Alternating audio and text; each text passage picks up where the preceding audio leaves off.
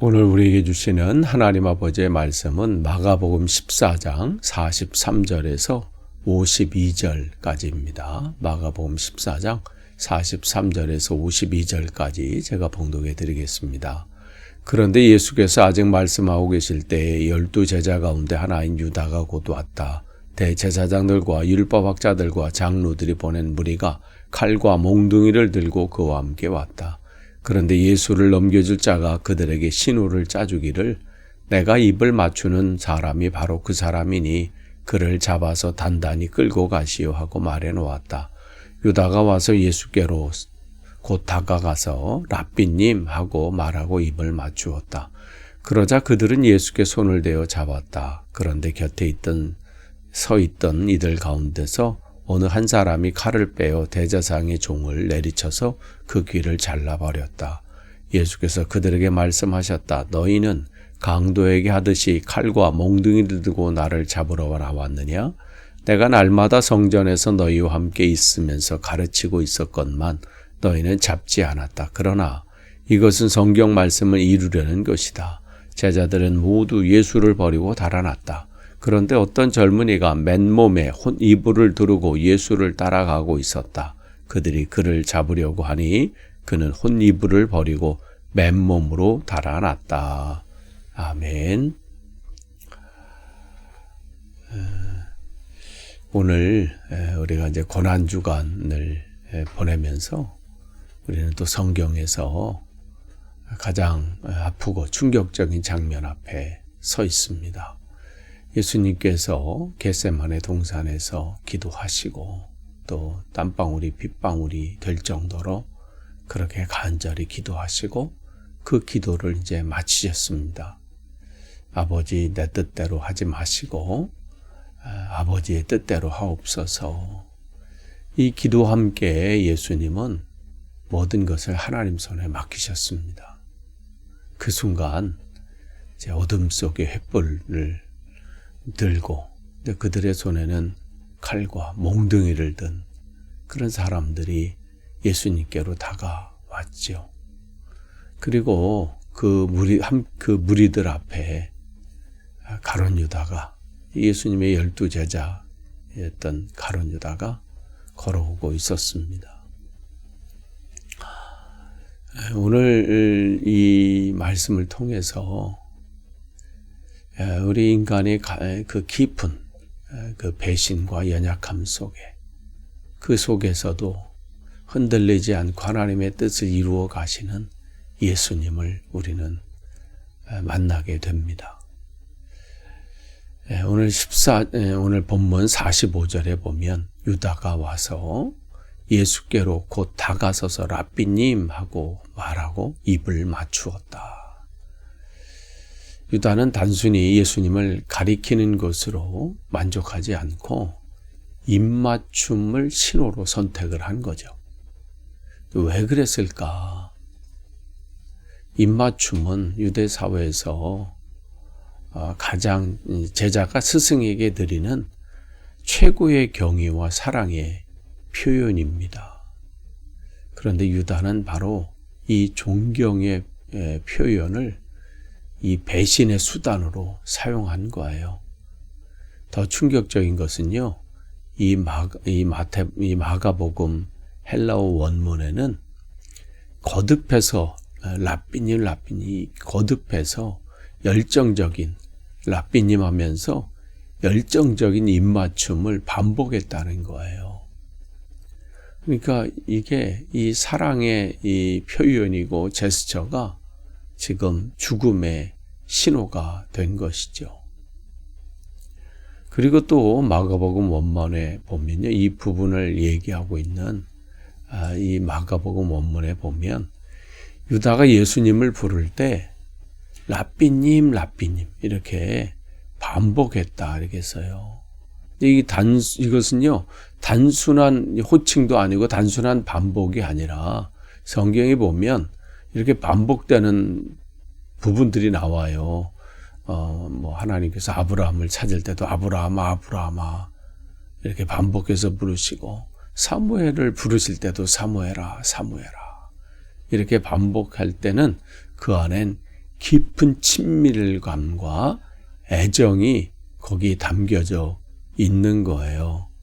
그러니까 지금 유다는 이 친밀한 그 언어를 배신의 도구로 사용을 한 것이죠. 우리가 그러면서 우리가 점검해 봐야 돼요. 우리는 그래서 주님께서도 끊임없이 나더러 주여 주여 하는 자마다 다 천국에 가는 것이 아니다. 그러니까 반복을 통해서 뭐냐면 내가 나를 친밀하게 생각하고 존경하고 가까이 하는 것처럼 말을 하지만 그러한 말이나 그렇게 하는 제스처 그게 중요한 게 아니라 실제 내 삶에서 진짜 나를 따르고자 하는 마음이 있느냐? 나를 그렇게 고백하는 것처럼 친밀하고 그렇게 사랑하는 마음으로 있느냐? 이걸 질문하시는 거거든요. 그러니까 점검해 보는 거예요. 나는 지금 어떠한가? 말로만 주여 주여 하고 있는가? 아니면 정말 내 마음이 진짜로 주님 앞에 바로 서고 바로 가고 있는가? 우리 인간의 이중성을 여기서 우리가 폭로하고 계세요. 그러니까 우리는 그 겉모습이 정말 속아요. 말로 번들하게 하고 말로 조금만 하면 은혜 받았느니 뭐 했느니 진짜 은혜 받았습니까, 여러분이? 그 은혜는요, 말로 떠벌린다고 되는 게 아니라 여러분의 삶 속에서 내가 어떠한 결실을 맺고 있는가, 어떤 지금 걸음이 어디로 향하고 있는가, 이게 여러분을 드러내고 있는 겁니다. 그러면서 50절에 보면 제자들은 모두 예수를 버리고 달아났다 그랬어요. 이 긴장이 막 최고로 달할 이런 속에 제자들이 이제 각자 막 어떻게 할지 모르죠. 근데 거기 보면 한 제자가 이 칼을 들어서 이 대제사장의 종의 귀를 잘랐다 이렇게 돼 있어요. 요한복음에 보면 이 사람들이 누군지 이제 표현하고 있죠. 이제 요한복음에 이 칼을 든 사람이 베드로라 그러고 이 대제사장의 이 종의 이름을 말고라 이렇게 기록을 하고 있습니다. 그러니까 열심은 있었지만 잘못된 방법이죠. 그래서 예수님께서는 이들을 제재하고 이들이 하는 것을 제재하고 누가복음에 의하면 예수님께서 그 종의 귀를 이렇게 치유하신 고쳐주시는 또 장면도 나옵니다. 그러니까 지금 예수님께서 하시는 방식은 무슨 칼로 또 폭력적인 방법으로 저들이 위해서 내 능력을 보여주기 위해서 폭력적인 방법을 사용하시는 게 아니에요. 본인이 걸어가야 될 길을 분명히 알고 계셨죠. 그래서 오늘 아까 말씀드린 대로 이 50절에는 성경에서 가장 슬픈 단어 중에 하나 그 장면이 목격이 됩니다. 제자들은 모두 예수를 버리고 달아났다. 불과 몇 시간 전에 베드로는 다른 사람은 몰라도 나는 주님을 위해서라면 목숨을 버리겠습니다. 큰 소리 쳤어요. 베드로만 그랬겠어요? 다른 제자들도 나름대로의 확신과 또 결단이 있었다고 하고 또 그러한 각오를 했겠지요. 그러나 현실의 위기 앞에서 무너져 버립니다. 이게 제자들만 그러겠어요? 이게 우리의 현주소라는 거예요. 우리의 모습이 이래요. 그러니 우리는 교만할 것도 없고요. 어디서 내 믿음이 어떻다 그렇게 떠버릴 것도 없어요. 늘 겸손히 한 걸음 한 걸음 오늘도 나가는 것이죠. 근데 이제 마가복음 오늘 51절에서 52절 보면 마가복음에만 특별히 등장하는 장면이 있어요. 어떤 젊은이가 또 등장하죠. 그 젊은이 누구예요? 마가예요. 마가 자신을 그야말로 고백하는 거예요. 자기 죄를. 나도 이러한 인간이었습니다. 나도 이렇게 한때는 도망갔고 또 이것뿐만 아니죠. 바울과 또 삼촌이었던 함께 이렇게 그 복음 전도를 갔을 때 그래도 바나바가 자기 삼촌이 추천해서 같이 가는데도 결국 위기 때 나 못하겠다고 돌아선 사람이 마가잖아요.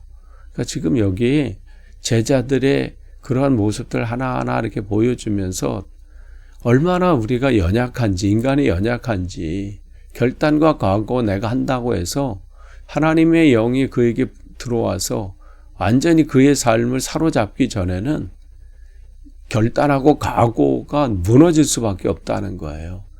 그러니까 어떻게 실망하지도 마세요. 나는 왜 이렇게 자꾸만 무너지고 또 실패하고 또 왜 이렇게 약하나, 연약한 모습인가? 그러니까 또 하나님 앞에 엎드리는 거예요. 하나님 나 붙잡아 주세요. 나도 똑같습니다. 나도 제자들, 그런 대단한 제자들도 그런데 나도 그렇습니다. 그러니까 주님 앞에 무릎을 꿇고 또 주님 붙잡아 달라고, 인도해 달라고 기도하는 것이죠. 근데 여기서 또 중요한 구절이 나오는데 49절 후반부를 보시면 정말 지금 안에서는 아수라장이잖아요. 막 칼을 들어서 자르고 뭐 도망가고 뭐 여러 가지 이런 상황 가운데 있는데 이 주님은 그러한 한밤중에 그러한 상황 가운데서도 조용하게 또 그러나 확고하게 말씀하세요. 뭐예요? 이것은 성경 말씀을 이루려는 것이다. 그러니까 이 선언 속에는 실로 엄청난 그러한 상황들이 펼쳐지고 있는 것이죠. 이 말씀 뭐예요? 상황을 보면 이 대제사장들이 보낸 그 무리들이 뭔가 압도해가지고 폭력을 하고 그냥 힘으로 제압하고 강압적으로 뭘 하니까 우리가 이겼다 이렇게 얘기할 수 있지요. 지금 그 안에 제자들은 두려워하고 이런 상황. 그러나 예수님이 이 상황 가운데 끌려가신 것이 아니라 여기서 그냥 모든 것이 정리된 것이 아니라 예수님께서는 처음부터 어떻게 이 상황이 전개될지를 알고 계셨죠. 겟세마네 동산에서 기도하고 나오실 때도 이미 이 상황 가운데 모든 상황을 주님 손에 맡기셨습니다. 그러니까 지금 이 상황의 주인은 뭐예요? 대제사장들의 보인 종도 아니고 그 종들도 아니고 대제사장도 아니고 다른 가룟 유다도 아니에요. 예수님이 이 상황의 주인이시다. 또 뭘 해요? 이것은 갑작스럽게 어떻게 된 사건이나 우발적인 또 그런 사건, 돌발 상황이 아닙니다. 또 가룟 유다가 이렇게 해가지고 자기의 지혜를 해서 그런 상황이 아니라 이미 구약 성경에 이루어진 이미 말씀하신 구약 성경의 말씀이 성취되는 순간이지요. 이사야 53장 3절에서 7절은 이미 이 상황 가운데 주님께서 어떻게 되실 것을, 그는 멸시를 받아서 버림을 받게 될 것이고 그런 고난과 그 고난의 예수님, 그 메시아를 이미 예언하고 계셨습니다. 또한 이 어둠, 가장 어둠이지만 그래서 모든 것이 끝난 것 같은 이제 막이 내린 것처럼 보이지만 바로 이 순간이 우리를 향한 주님의 구원의 계획이 시작되는 그 빛의 그 여명이라고 그러죠. 그 빛이 비추어지는 그 시작점이 되는 것이죠. 그러니까 이 순간은 패배가 아니라 승리의 시작이 되는 겁니다. 그래서 우리는 단순히 고난주간은 그냥 단순히 슬퍼하면서 그런 시간들을 보내는 것이 아니라 우리를 향한 주님의 그 구원의 역사를 기대하고 또 그 승리를 바라보는 또 감격의 또 주간이 되는 기도하는 것이죠. 그렇기 때문에 우리는 이 오늘 본문 말씀을 통해서 몇 가지 질문을 해야 합니다. 여기 세 사람이 등장을 해요. 가룟 유다가 등장하죠. 배반하는 거예요. 가장 가까운 자리에서 예수님을 이용하고 팔아버린 사람. 주님을 3년간이나 따랐지만 결국 자신의 이 기대에 어긋난다고 판단해서 그것을 돈과 바꾸어 버리는, 그러니까 예수님보다 우선시하는 그러한 사람, 그게 가룟 유다지요. 또한 베드로나 또 제자들 처음에는 싸우는 것처럼 하다가 시작은 선한 의도를 가졌지만 결국은 주님을 다 버리고 도망하는, 그러니까 위기가 닥쳤을 때 연약함을 그대로 표출해버린 그러한 사람이 있었습니다. 또 그러나 예수님처럼 끝까지 순종하는 그러한 주님의 모습을 우리는 또 보게 됩니다.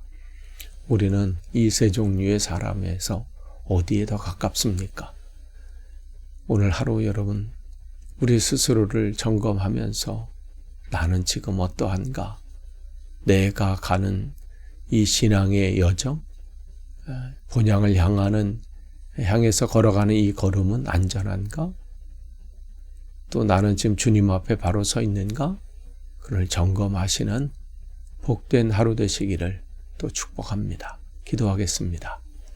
하나님 감사합니다. 주님께서 우리를 통해서 이루실 놀라운 일들을 기대합니다. 하나님, 그러나 우리가 연약해서 이 걸음걸음 속에서 또 절망하고 실패하고 연약할 때가 있습니다. 주님, 우리를 붙잡아 주셔서 주님 앞에서 오늘도 다시 한번 결단하고 바로 세워지는 귀한 하루 되도록 인도해 주옵소서. 감사드리며 예수님의 이름으로 기도합니다. 아멘.